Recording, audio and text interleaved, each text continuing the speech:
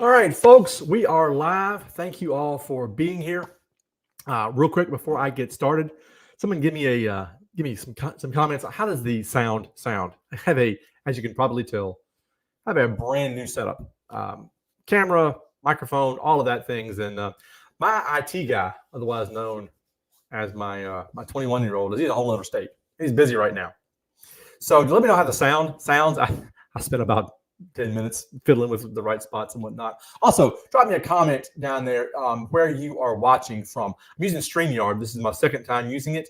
And unlike YouTube and Facebook, it doesn't tell me, who's watching and whatnot. So, hey, good. Thank you, Polly. Sounds good. Fantastic. If you were in the live stream this past week, Indiana, wonderful weather, I guess, there in October/November. If you were in the live stream this past Saturday, I do apologize because I got really close to my mic a couple of times. My children, my two boys that are with me in this whole endeavor, 21 and 23, they're father just does all these, they're called cringe-worthy things. So anyway, thanks for being here. It has been a couple of weeks since I had one of these live streams on our Wednesday afternoon. We maybe going through a slight rebranding, Bible study for traders. My business coach says, hey, why don't you just stick with the one title, Godly Trading Podcast, Godly Trading Webinar, Godly Trading this and that. So from now on, we're going to just call it the Godly Trading Podcast. So we've been gone for a couple of weeks, and I wanted to, instead of just diving right back in with chapter whatever we're on with in the book, I wanted to lay out sort of a foundation, go back to, not back to basics, but to relay the foundation of why we are here and what we're doing. Let me, hang on one second. I apologize. Let me do that. There we go. So this is interesting. I decided, hey, I've been gone for a while. I'm going to just put a simple post on Facebook saying, here's the time slot, reminding people of where it was. And put that out there, and because I want as many people as possible to be part of this. I feel strong. I feel that God has given me this mission to help fathers, or really anybody, not just for fathers, fulfill that command from Proverbs. It says, a good man leaves an inheritance to his children's children. And I believe that trading offers the most amazing opportunity for anybody to change the course of their family's future. It's step one, right? We're going to get to it as we go through the webinar that we're doing on Saturday morning at 9. You go to godlyfamilyman.com and it has all the details, how to register, where when it's going to be, all those details. One of the things that I would long-term like to start thinking about is just godly trading, and we are here to help our families, and trading is the best entry point. The bar to entry is so low for trading. But the ultimate goal is multiple ways to help our families, to set our families on that path towards financial freedom, financial security. So, ultimately, am I trying to build the world's best, that was terrible English, godly traders? Yeah. Ideally, we want godly family men, family heads of households. So, like I mentioned, I put in this ad for Facebook, and let me just show you the ad. This is what it was. I would just say, hey, I've been gone for 2 or 3 weeks. Let me publicize, promote the we're coming back. And the post on Facebook, all it said was, can using the Bible make you a better trader? Something to that effect. I was astonished. I was not prepared. Perhaps I should have been, for the number of negative comments that I got on my ad. I mean, it wasn't, for those Facebookers out there, you do a post and you click on the boost button and send it out into the world as an ad. Who's commenting on ads? Have you ever commented on an ad before? I have never commented on an ad before, but it was 100% negative. I think about one fellow said something ambiguous. They could get taken away, but it was, oh, this is a scam. Oh, he's selling prosperity gospel. Now, granted, these people aren't here, so they have no idea what I'm selling. I'm not even selling anything. It's on YouTube and Facebook. It's for free. I was just really, really astonished at the level. One fellow said, "Hey, there's no such thing as it's not a false doctrine. The Bible isn't real. All of those things." And Again, I was just really surprised at the number of negative comments at the very idea of can reading the Bible make you a better trader? One of the comments that I've gotten back, it's not pushback, but it says, well, what if you're not a Christian? What if you're a Muslim or a Hindu or a Buddhist? Or the example I love to give because it's non-confrontational. What if you are a follower of the Klingon religion? You have your book of Kalis in the corner and you've read the whole thing. I don't see anything in what we're about to go over that contradicts any principle of the Klingon religion, except for possibly peace. They don't seem to be all that peaceful, but you get what I'm saying here. So the question then is trading in the Bible? Can the Bible make you a better trader? So we'll tackle the first one first. Okay, yeah, sure. Trading is actually in the Bible. If you look at the Greek term there in this passage from Matthew, there's also one in Luke. Similar, the one in Matthew has 3 servants that were given 5 talents, 2 talents, and 1 talent. In Luke, it's 10 servants. But the story here, we've heard it before. This fellow's going on a road trip. He gives his servant some money. He says, trade while I'm gone. The actual word there is trade. They go off and trade, do the business of a trader/banker. The one who had 5 made him 5 more. The one who had 2 made him 2 more. The one who had 1, which may be the reason he was given the 1, buried it in the ground. And the guy comes back and goes, fantastic. You made me 5. Right, you made me 2. Why did you put it in the ground? You could have at least dropped it off in the bank, right? You made me a little bit of interest. And so if we want to be pedantic about it, yes, trading is in the Bible, depending on how you define that one Greek term. Go do the business of whatever. But more importantly, take a step back. When I say, can the Bible make you a better trader? Are there biblical trading principles? What is trading to you when you think of trading?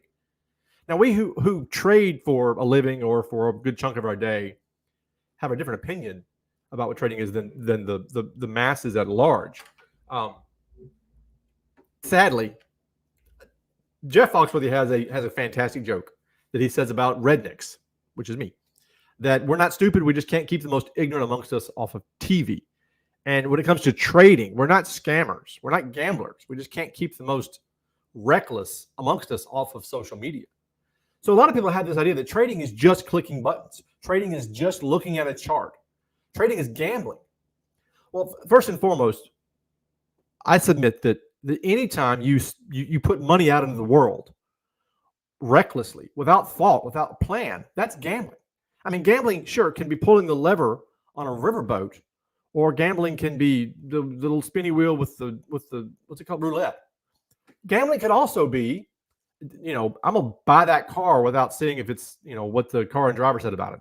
I'm gonna spend $150,000 to get a college degree without seeing if that college degree is going to make me any money. I mean, gambling is anything where you spend money without thought. But in this realm of, can the Bible make us better traders? This popped into my head today. So let me read this, and then if you're a little stumbling over what do these words mean, I'm going to give you what my favorite preacher said about it. So 2 Timothy 3:16. John 3:16, 1 John 3:16, and second. It's amazing to me how many 3:16s there are that are just fantastic. Not that the entirety of the Bible is not fantastic.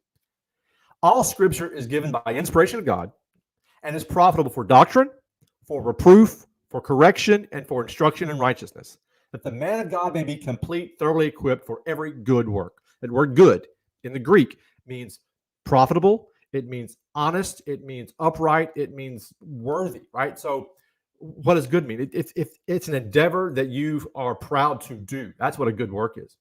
So this preacher, dear friend of mine, here's how he describes these 4 things. All right, all Scripture given by God, and it tells us what's right, what's not right, how to get right, and how to stay right. Now tell me, given that applicability of the Bible, all Scripture from Genesis to Revelation, all of it is applicable to help us know what's right and what's not right, how to get right and how to stay right. Does that apply to being a parent? Yes. Does that apply to being a father and a husband? I just said that. A husband or an employee? Yes. Does that apply to trading? There are some people who would have answered yes to the previous ones that might say, well, no. Maybe if you're a businessman, but a trader, that's not. Guys, if the Bible is true and it's helpful, then it's helpful everywhere. So we've been going through this video series on our weekend video uploads. That has also been on hiatus for the last 2 weeks. The trading success formula. That success is your discipline, your capital, and your strategy. Those three things that you bring to the table, added together, multiplied by time. That's what success is. And you think, well, that's a pretty good boiled down definition of trading. One could argue it's the definition of being a restaurateur, right? Or a father, right? That your ability to stay on task every day with your kids, that your capital, the money that you have to spend on them, and your time, which is also capital, and the strategy, the way you're going to parent them, all of that over the course of their life equals successful parent, successful child. So it's kind of applicable in every arena. Well, let's take a look at this trading specific idea, formula, and apply what we've been going through in the book. So I can put the book up here. Trading with Joy, available at tradingwithjoybook.com. We've been going through just 2 verses in the Bible from Galatians. The fruit of the Spirit: love, joy, peace, patience, kindness, goodness, faithfulness, gentleness, and self-control. Now, again, I charge you, Mr. Buddhist, Mr. Klingon religionists, guys, if anybody out there, please help me. If anybody out there knows the name of that Klingon religion, I have searched and searched and searched. ChatGPT doesn't seem to know the name of it. So help me. But I don't see how any of this, other than, peace and the Klingons, I don't see how any of this conflicts with if you are a humanist, number one, talk to me, I'll help you out there. But what is there here that's not applicable to every area of life that you would disagree with? My religion says I can't be good or faithful. Well, let's apply this to that trading success formula. All right, success. How could we use this in the realm of success? Well, as traders, wouldn't we love the end of our trading journey to bring us love and joy and peace? Wouldn't we feel like we are successful traders if we are constantly applying patience and self-control? If we are faithful to our trading plan, we are faithful to the people who are counting on us. Discipline. Well, that kind of goes without saying. That's self-control to a T. Confession time here. When I learned this as a child, 6, 7, 8, 9, somewhere in that neighborhood, I always stopped at gentleness because I despised the very idea of self-control because my parents were always harping is a horrible term to apply to my parents. They were always gently reminding me that I needed self-control. But that is discipline to a T. Strategy. Okay, well, hang on. Capital and strategy. Now, those are very trading specific. How is any of that going to be applicable to the Bible? Well, capital. Let's say that you want to trade your own money. You're going to need time to accumulate that money. Do you think that faithfulness to that task, self-control and setting aside money, patience as that small amount of money grows and grows and grows? I do believe there's somebody in the room who once told me that his trading journey whittled itself down to risking a candy bar to buy a hamburger. I will never forget that analogy. I mean, you can trade with $10, and you can. Now, of course, that was years ago, so a candy bar and a hamburger have gone up in price. But the self-control, the patience that's necessary to grow that capital account. The strategy. Well, that's probably the one that people will say, yeah, okay, I see. You're telling me they need patience, and it's well and good, but trading really does boil down to, entries and exits, and where is that in the Bible? Well, I mean, there's nothing worse than not having the faith in your strategy jumping. You would have thought I would have lost more weight with all of this jumping that I did from strategy to strategy. I do believe Pixar, I don't think did Pixar do Ratatouille? I never did Up, right? I love that biographical documentary of Gusteau, who says that anyone can cook. They called it Ratatouille. But Pixar somehow or another found out my personality and encapsulated it in the form of this dog named Doug from up, who would get halfway through a sentence and squirrel. That was me early on in my trading. I did not have self-control. I did not have patience. I did not have faithfulness. And as a result, all of these other areas are missing as well. And then time.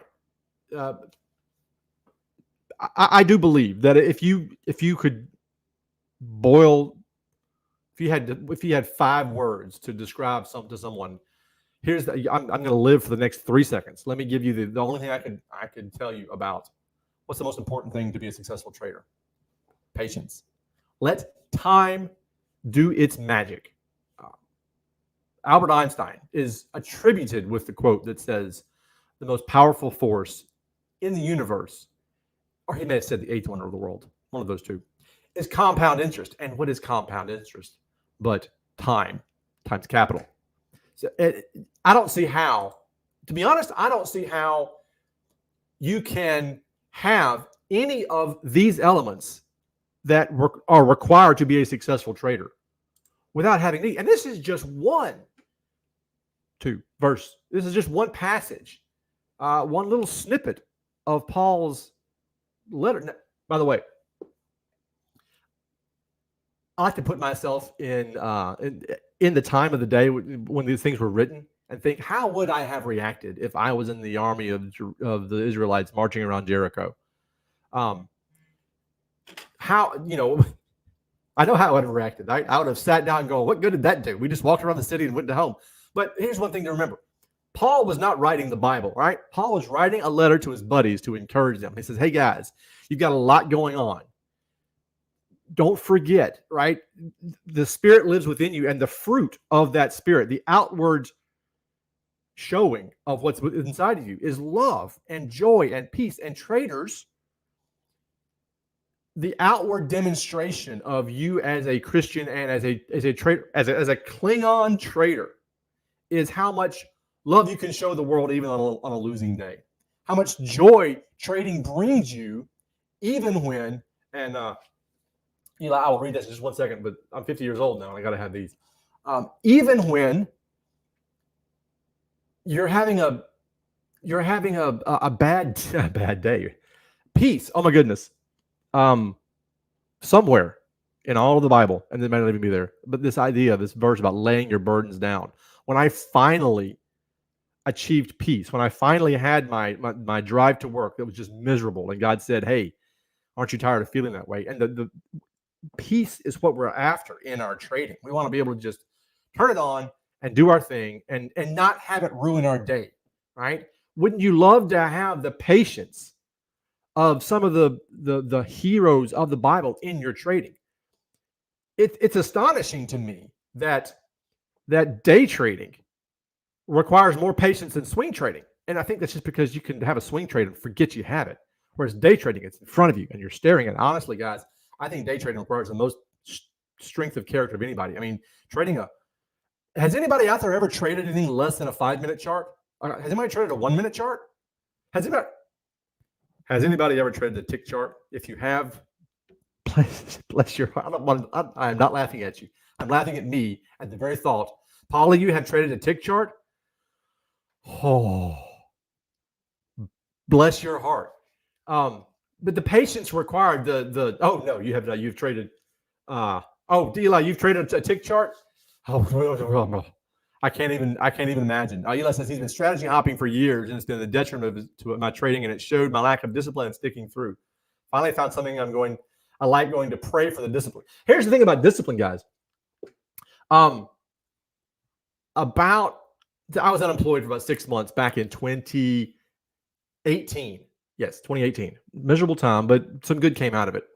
And one of the things I did was I wrote a book, 3/4 of a book, called Waiting on God Sucks. And I know that people say, oh, you can't say that. Discipline sucks, guys. The need to have discipline, because here's what it is. We are given, here is the Bible according to Pepper. I believe that the fruit of the Spirit are two separate and distinct groups. Love, joy, and peace come from God, and we can only experience them as gifts from God. We cannot generate true love, joy, and peace on our own. They are gifts from God. We can come up with a facsimile. You traded the 1 minute chart, you'll never go back. I'm with you there.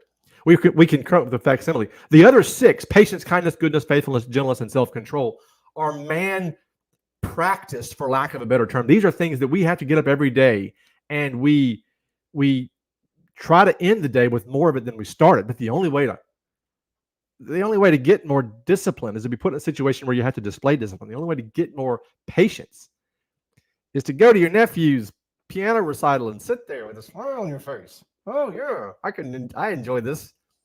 The long and the short of it is, I am a firm believer that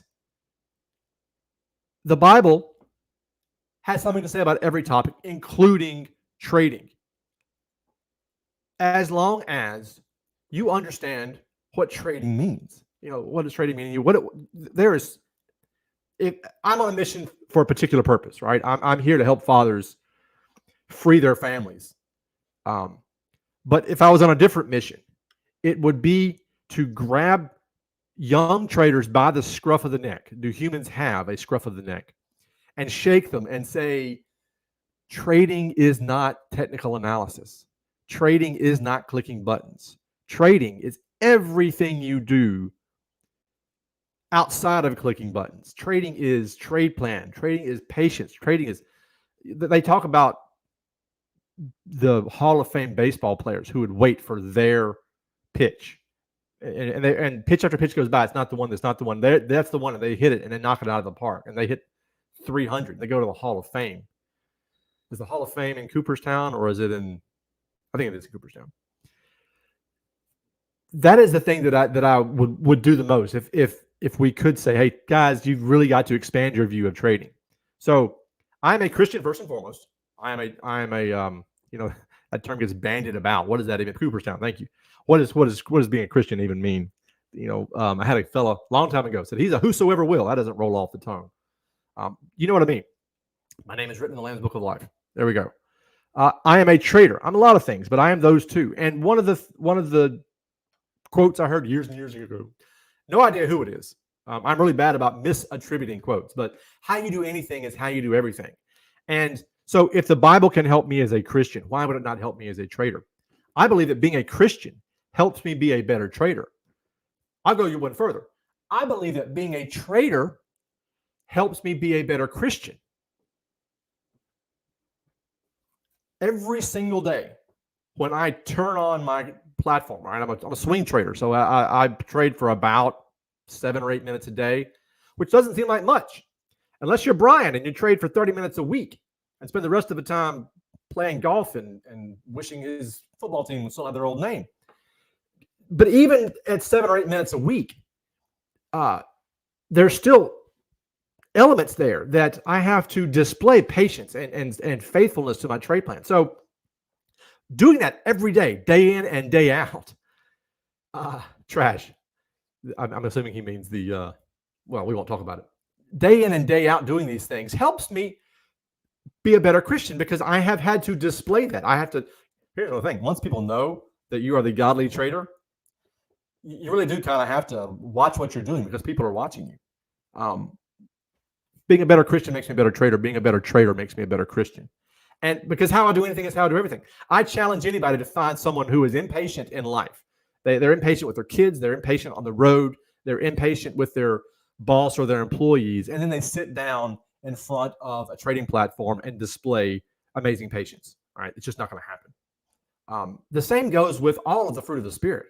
I challenge someone to, being kind in your daily life will help you be kind in your trade.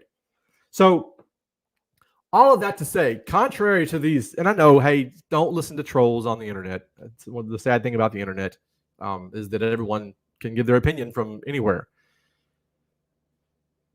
Can the Bible make you a better trader? Absolutely. Because I'm a firm believer, big B and little b, that you could take that sentence, can the Bible make you a better, and you could fill in the blank, and the answer is still going to be yes.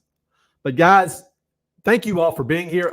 We've got a webinar on Saturday that is going to be a little more geared toward people who are either very young to trading or don't know anything about trading or think trading only happens in the NFL. I heard recently how often has it been impatience worked? That's true. That's a fine question. I can't think of anywhere that impatience, possibly in drag racing, but apart from that, I can't think of any way that impatience would be helpful. If you know anybody, if you know anybody, I know you guys here are all traders. If you know anybody that that wants to help their family, I'm on a mission, like I said, to help fathers improve their families, not just fathers, but heads of households, improve their families. So I'm doing a webinar on Saturday morning at 9 a.m. Central for anybody and everybody who wants to learn what I think is just, I can't believe we're allowed to trade. I mean, it's just, we can go clickety and I mean, I signed up for this company. I'm getting off track here, but I'm trying to get out of here. 3 more minutes and I don't keep you much longer. It's called DarwinX. I don't know if anybody's ever heard of DarwinX. I love it. Right. So it's they've given me $90,000 of their own money just for proving that I can, that I can trade. Used to know because Red Light used to drag. Well, of course, I'm getting the feeling that if I said, has anybody out there ever, fought with lightsabers? Polly's going to say, well, when I was 20, there was this weekend. And anyway, if you know anybody out there who wants more for their family, then I would encourage them to go to this link, godlyfamilyman.com, and just see if it's for them. Just sign up. It's for an hour on Saturday morning. We're going to talk about this, what I believe is the easiest and best step one of improving your family's financial future. And don't we all want freedom for our families?